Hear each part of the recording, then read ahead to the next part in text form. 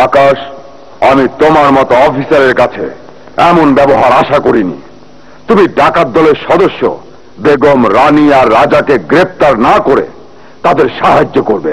Sir, আপনার এই অফিসারের কচি বয়স তো, তাই কচি মাইয়ার রূপ যৌবন দেখে অফিসার পাগল হয়ে গেছে গা। আপনি পাগল ছাড়ার ওষুধ দিয়ে দেন, দেখবেন পাগল ঠিক হয়ে গেছে গা। সেটা প্রাস্কেল, নিজের অপরাধ থাকার জন্য আমার চরিত্র নিয়ে আজে বাজে কথা বলছো।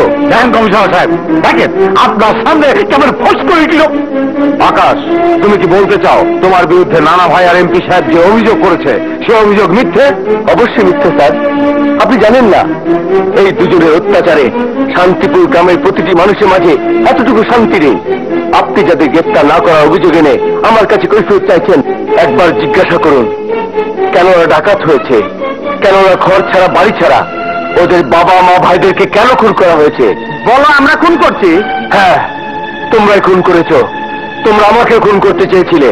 আমি যদি বলি তোমার আহত হওয়া, হাসপাতালে যাওয়া পুরোটাই একটা নাটক, তুমি আইনের চোখে ভালো থেকে ডাকাতদের সহযোগিতা করার জন্য তুমি নিজেই এই নাটক তৈরি করেছো। মিথ্যে কথা স্যার, নাটক আমি করিনি, নাটক করেছে এরা দুজন। তাইলে দয়া করে কইবা, তুমি ওসি সাদেকুল্লাহর খুনিরে গ্রেপ্তার করতেছো না কেন? নাকি কইতে চাও সাদেকুল্লাহ খুন হয় নাই, আত্মহত্যা করছে? জবাব দাও, জবাব দাও। জবাব কি দিবি কমিশনার সাহেব? সাদেকুল্লাহর খুনিদের এই জন্য গ্রেপ্তার করছে না, সাদেকুল্লাহ ডাকাতদের গ্রেপ্তার করতে চাইছিল। আর আপনার ভুয়ো অফিসার ডাকাতদের বন্ধু, হ্যাঁ, ওদের সাথে হাত মিলাইছে। মিস্টার দলিল চৌধুরী, আকাশ, একজন মানি লোককে কিভাবে সম্মান দেখাতে হয় তুমি তাও ভুলে গেছো? শোনো, তোমার কথা যদি সত্য প্রমাণ করতে চাও তাহলে 15 দিনের মধ্যে তুমি ডাকাতদের গ্রেপ্তার করবে। যদি তুমি ব্যর্থ হও তাহলে আমি মনে করব এদের অভিযোগই সত্য।